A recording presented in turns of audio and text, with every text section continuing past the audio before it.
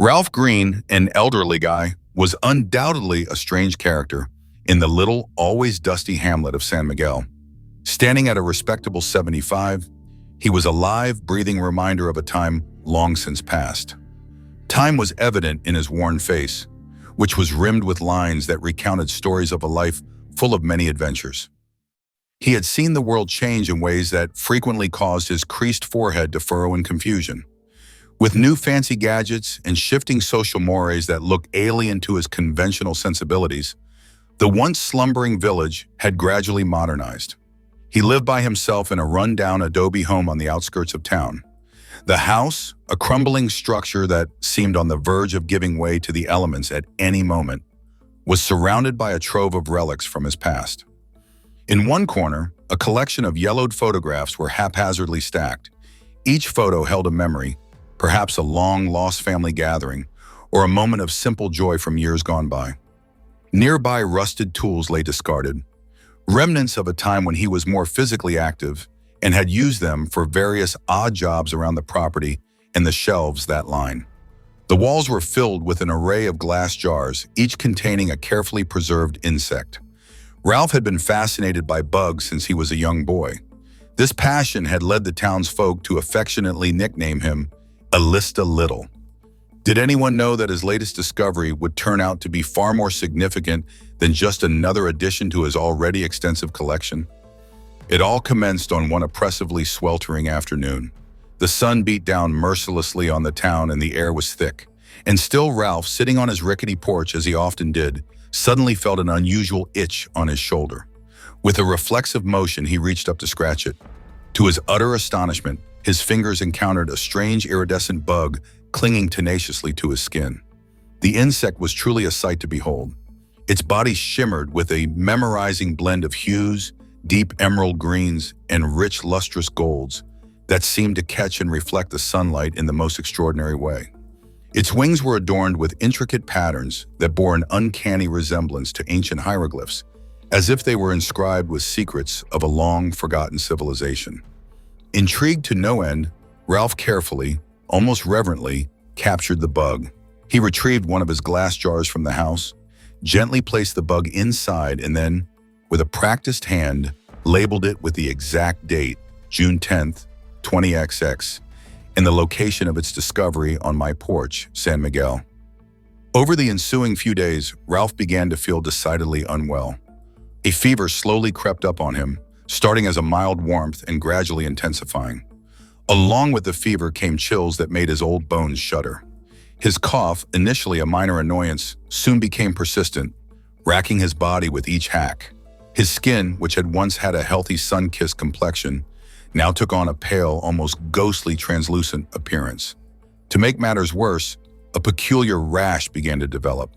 It started as small red blotches on his chest and then slowly spread, creeping across his arms like an advancing army. His concerned neighbors, noticing the change in his demeanor and appearance, urged him to see a doctor. But Ralph, as stubborn as the old mule that used to graze on the outskirts of town, refused at first. Ralph Green. "It's just a cold. I've survived far worse in my time," he would say, with a dismissive wave of his gnarled hand. However, Ralph's condition continued its downward spiral. One fateful morning, he woke up to a truly alarming sight. The rash had now spread to his face, forming a pattern that was eerily similar to the markings on the bug's wings. This was the final straw for his neighbors. They banded together and, with much persuasion, finally convinced Ralph to visit the local clinic. The town's only physician, Dr. Elena Morales, was completely baffled when she saw Ralph. She had been practicing medicine in San Miguel for years, treating everything from common colds to the occasional farming-related injury. But Ralph's symptoms were like nothing she had ever encountered.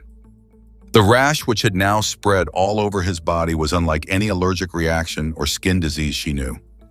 The fever, which had spiked dangerously high, showed no signs of abating, and the strange discoloration of his skin made it seem as if his body was being consumed from within by some unknown, malevolent force. "Dr. Elena Morales, I need to call in a specialist," she muttered to herself. Her brow creased with worry. Dr. Morales promptly decided to call in Dr. Javier Ramirez, a renowned specialist from the nearby city. Dr. Ramirez was well-versed in rare and exotic diseases, having spent years studying in some of the most prestigious medical institutions around the world. When he arrived in San Miguel, he immediately set to work examining Ralph thoroughly. He took his time looking at every aspect of Ralph's condition: his vital signs, the rash, the discoloration of his skin. His brow furrowed deeper and deeper with each passing moment. "Dr. Javier Ramirez, this is no ordinary illness. I need to run some comprehensive tests, but I suspect this may be something ancient, something that has been dormant for centuries," he said, his voice filled with a sense of foreboding.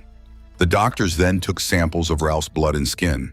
The blood was drawn with a practiced hand, and the skin samples were carefully taken from the affected areas. These samples were then carefully packaged and sent off to a state-of-the-art laboratory for analysis. As they waited for the results, Ralph's condition only worsened.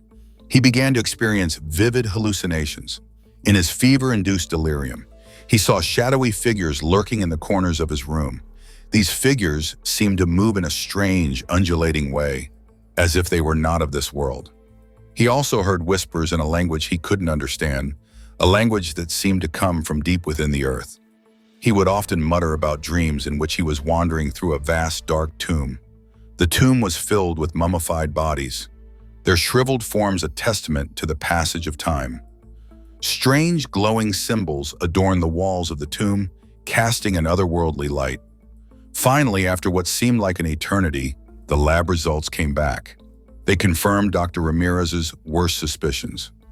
Ralph had been infected with a rare and ancient pathogen, a microorganism that had lain dormant for centuries. The bug he had found was no ordinary insect. It was, in fact, a carrier of a disease that had once plagued an ancient civilization. This disease, thought to have been eradicated long ago, had been buried with the dead, only to be unleashed once again by Ralph's discovery. "Dr. Javier Ramirez, we need to contact the authorities immediately." Dr. Ramirez said, his voice urgent. The doctors wasted no time in contacting the authorities. They were acutely aware of the potential danger that the pathogen posed. If it were to spread, it could cause a widespread epidemic, devastating the small town and perhaps even spreading further afield. A team of officials clad in protective gear soon arrived in San Miguel. They quickly sealed off Ralph's house, cordoning it off with yellow tape to prevent anyone from entering or leaving. The entire area was quarantined, and a perimeter was set up to ensure that no one could come into contact with the potentially infectious source. The officials then interviewed Ralph, trying to piece together the exact chain of events that had led to his infection. It was during this interview that Ralph revealed a long-kept secret. Years ago, when he was a young, adventurous man, Ralph had been part of an expedition to a remote archaeological site in the Andes. The journey had been long and arduous, filled with challenges at every turn, but when they finally reached the site, they made a discovery that seemed like something out of a dream. They found a hidden tomb untouched for centuries. The entrance was overgrown with vines and surrounded by ancient carvings. When they entered the tomb, they were greeted with a sight that took their breath away. The tomb was filled with treasures and artifacts. Gold coins, jeweled necklaces, and intricately carved statues lined the walls.